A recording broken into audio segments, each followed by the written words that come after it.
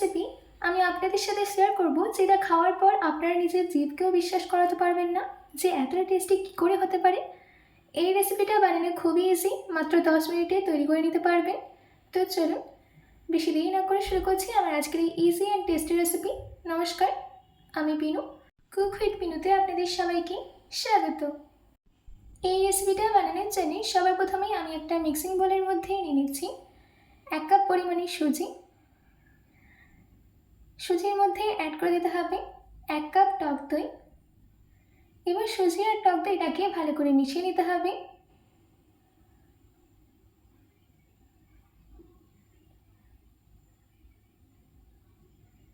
সুজি আর টক দই মিশিয়ে নেওয়া হয়ে গেলে অল্প অল্প জল দিয়ে এটার একটা ব্যাটার রেডি করে নেব। একসঙ্গে বেশি জল একদমই দেবেন না, অল্প অল্প জল দিয়ে মেশাতে থাকতে হবে।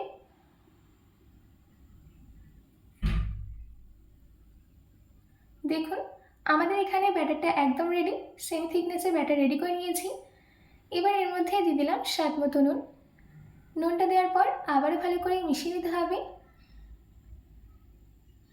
আমাদের এখানে সুজির ব্যাটার একদম রেডি। এবার আমি এটাকে রেস্টে রেখে দেব। ঢাকা দিয়ে 10 মিনিটের জন্য রেস্টে রেখে দিচ্ছি, ততক্ষণে আমাদের সুজিটা ফুলেও যাবে।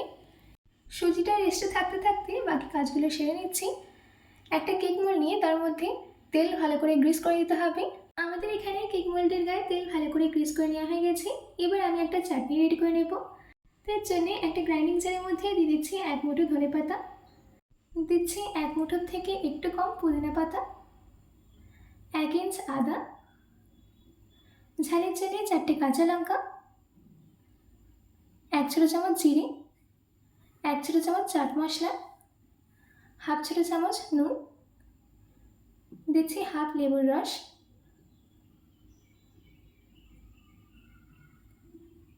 আর সব শেষে অল্প একটু জল দিয়ে এটা একটা স্মুথ পেস্ট রেডি করে নেব। দেখুন আমাদের এখানে গ্রিন চাটনি একদম রেডি। এবার আমি এই চাটনিটাকে সাইডে রেখে দিচ্ছি। এইদিকে আমাদের 10 মিনিট হয়ে গেছে। এবার একটা বোল নিয়ে এই সুজির ব্যাটারটাকে আমরা ডিভাইড করে নেব। এবার ডিভাইড করা সুজির ব্যাটারের মধ্যে দিয়ে দিচ্ছি আমাদের গ্রিন চাটনি। গ্রিন চাটনিটা দেওয়ার পর ভালো করে মিশিয়ে নিতে হবে। আমাদের এখানে ব্যাটারটা কিন্তু একদম রেডি। এবার এই ব্যাটারের মধ্যে দিয়ে দিচ্ছি হাফ ছোটো চামচ বেকিং সোডা, তার সাথে দিয়ে দিচ্ছি 2 চামচ জল। এবার এই ব্যাটারটাকে ভালো করে মিশিয়ে নিতে হবে। আমাদের এখানে ব্যাটারটাকে ভালো করে মিশিয়ে নেওয়া হয়ে গেছে। আর এই ব্যাটারের মধ্যে আমরা বেকিং সোডা এখন অ্যাড করব না, যখন স্টিম করব তখনই অ্যাড করব। যদি এখন বেকিং সোডাটা অ্যাড করে দেওয়া হয় তাহলে স্টিম করতে গিয়ে ফেটে যাবে। এবার যে প্লেন ব্যাটারটা আমরা রেডি করে গেছিলাম সেটা এই কেক মোল্ডের মধ্যে দিয়ে দিচ্ছি। দেওয়ার পর কেক মোল্ডটাকে ট্যাপ করে নিতে হবে। এবার আমি এটাকে স্টিম করে নেব। তার জন্য কড়াইয়ের মধ্যে আগে থেকে জল গরম করতে দিয়েছিলাম। এবার এতে একটা স্ট্যান্ড রেখে দিচ্ছি। আপনাদের কাছে যদি স্ট্যান্ড অ্যাভেলেবেল না থাকে তাহলে একটা বাটি উল্টো করেও রেখে দিতে পারেন। এবার এই স্ট্যান্ডের উপরে আস্তে করে মোলটাকে রেখে দিতে হবে। তারপর ঢাকা দিয়ে 5 মিনিট মিডিয়াম ফ্লেমে স্টিম হতে দেব। 5 মিনিট বাদ ঢাকাটাকে খুলে নিচ্ছি। এবার আমি এর মধ্যে অ্যাড করে দিচ্ছি 6 চামচ টমেটো কেচাপ। টমেটো কেচাপটাকে একটা চামচের সাহায্যে ভালো করে স্প্রেড করে দিতে হবে।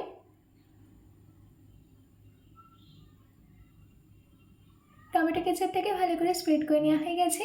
এবার আমি এর মধ্যে দিয়ে দিচ্ছি শসা স্লাইস, তার সাথে দিচ্ছি টমেটো স্লাইস, দিচ্ছি ক্যাপসিকামের স্লাইস,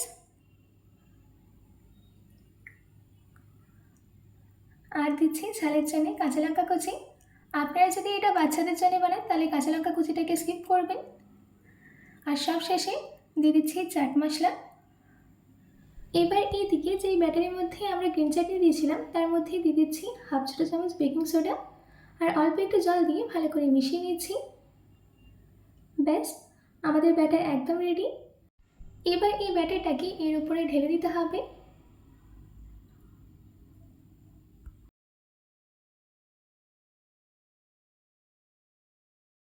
তারপর চামচের সাহায্যে হালকা স্প্রেড করে দিচ্ছি।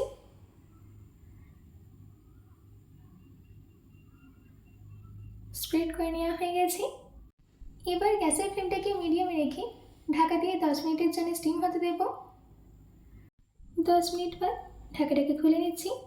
এবার একটা টুথপিকের সাহায্যে চেক করে নিতে হবে যে ভেতরটা ভালো করে স্টিম হয়েছে কিনা। দেখুন আমাদের টুথপিকটা একদম ক্লিন বেরিয়েছে, তার মানে ভেতরটা প্রপারলি স্টিম হয়েছে। এবার এই মোলটাকে কড়াই থেকে নামিয়ে সম্পূর্ণ ঠান্ডা হতে দেব। আমাদের এখানে মোলটা সম্পূর্ণ ঠান্ডা হয়ে গেছে। এবার একটা ছুরির সাহায্যে এই নাস্তাটাকে আমি মোল্ডের থেকে সেপারেট করে নিচ্ছি। আমাদের এখানে নাস্তাটা মোল্ডের থেকে বের করে নেওয়া হয়ে গেছে। এবার আমি আপনাদেরকে কেটে দেখাচ্ছি। দেখুন কত সুন্দর সফট হয়েছে।